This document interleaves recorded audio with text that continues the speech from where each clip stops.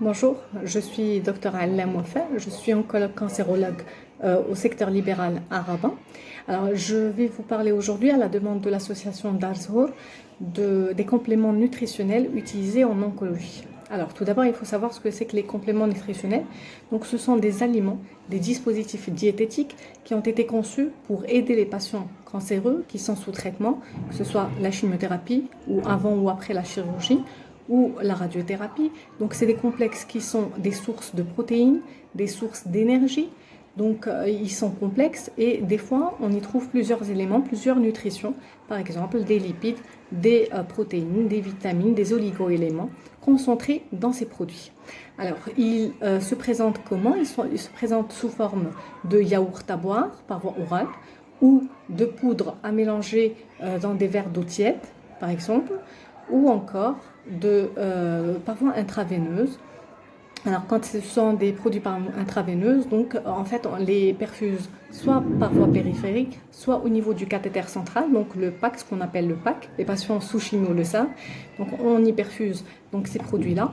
C'est comme en fait du sérum, mais qui se présente sous une grosse poche de liquide blanc en général, et on le perfuse pendant 36 à 48 heures en fonction du patient.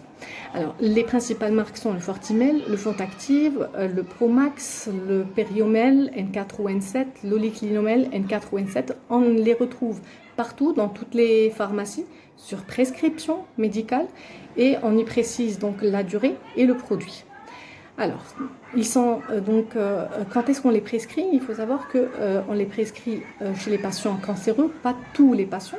Donc, la première fois que l'on reçoit notre patient et qu'on lui annonce la maladie, à l'examen, on prend le poids et la taille du patient et on calcule ce qu'on appelle l'IMC, donc l'indice de masse corporelle, ou la BMI. Alors, cet indice, c'est en fait le poids sur la taille au carré. Et il nous permet, quand il est entre 18,5 et 25, de dire que le patient a un poids qui correspond à sa taille, donc normal. Inférieur à 18,5, le patient est en maigreur. Au-delà de 25, entre 25 et 30, il est en surpoids. Et au-delà de 30, il est en obésité. Dans les cas inférieurs à 18,5, donc en maigreur, et supérieur à 30, l'obésité, le patient doit être accompagné par une consultation spécialisée diététique. Alors, donc, est-ce que tous les patients en ont besoin? Donc, quand on prend le poids du patient au départ, on le prend à chaque visite, que ce soit des consultations mensuelles ou bimensuelles ou lors des contrôles tous les 3 mois.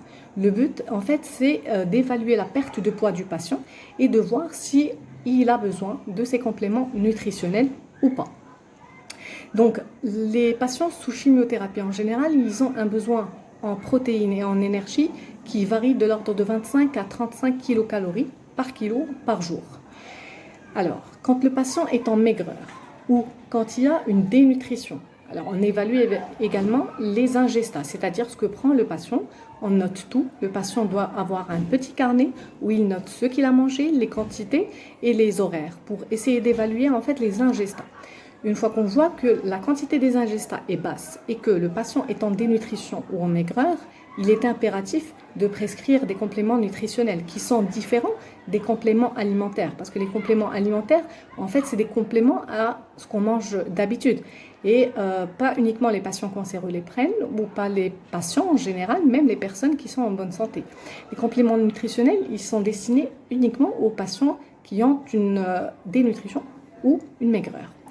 Donc, on interprète donc le poids, la taille du patient, son IMC, les ingestats, et on essaie d'évaluer si le patient présente des mucites, c'est-à-dire des inflammations de la bouche. Alors, ce sont en fait des ulcérations ou des douleurs que le patient ressent au niveau de sa bouche qui font que le patient est en mucite, présente des mucites. La plupart du temps, on voit les patients qui reçoivent la radiothérapie, notamment ORL ou digestive, qui présentent ces mucites. Ou en cours de chimiothérapie, certaines drogues de chimiothérapie induisent une mucite. Alors, cette toxicité de la cavité buccale empêche le patient de manger. Donc là, il n'est pas en maigreur, il n'est pas en dénutrition, mais il n'arrive pas à manger de façon momentanée. À ce moment-là, qu'est-ce qu'on fait? On lui prescrit des perfusions. On hospitalise, notamment quand ce sont des mucites grade 4 ou 3, on l'hospitalise pour pouvoir le réhydrater et lui prescrire donc des perfusions d'oliclinomène ou des périomèles, soit par voie intraveineuse périphérique, soit quand il a le cathé sur cathéter central. Alors, combien de temps est-ce que le patient va prendre ces compléments nutritionnels? Il le prendra jusqu'à amélioration de son état clinique. Et comme je vous ai dit au début, donc on fera une évaluation à chaque visite pour voir si le patient prend du poids, s'il y a une amélioration ou s'il y a une perte de poids pour pouvoir les prescrire. Comment les prendre? Alors le patient, il peut prendre, quand ce sont des yaourts à boire, par exemple, 2 doses par jour. Quand c'est des poudres, en général, c'est 2 cuillères dans un verre d'eau tiède à prendre 2 fois par jour. Il ne faut pas les prendre à la place des repas. Ces compléments nutritionnels ne doivent pas remplacer le repas. Le patient doit prendre son repas, même s'il est insuffisant. Et en collation, on prendra ces compléments nutritionnels. Donc, ce sont 2 unités par jour. Et puis, quand le yaourt à boire a été ouvert, on peut le garder pendant 2 heures à l'air ambiant, donc à température ambiante, et jusqu'à 24 heures au réfrigérateur. Quant à la poudre, on peut la garder en fait jusqu'à épuisement de la poudre. 1 mois en général après ouverture de la boîte. Voilà, donc en gros, ce qu'il faut retenir, c'est que ces compléments nutritionnels existent au Maroc, et qu'on les prescrit de plus en plus dans notre consultation quotidienne. Notre but est d'accompagner le patient pour éviter la maigreur et la dénutrition, qui sont en fait des facteurs pronostiques parce qu'ils font qu'on retarde les traitements et le patient ne reçoit pas le traitement à temps. On a un calendrier à respecter, notamment en chimiothérapie et en radiothérapie.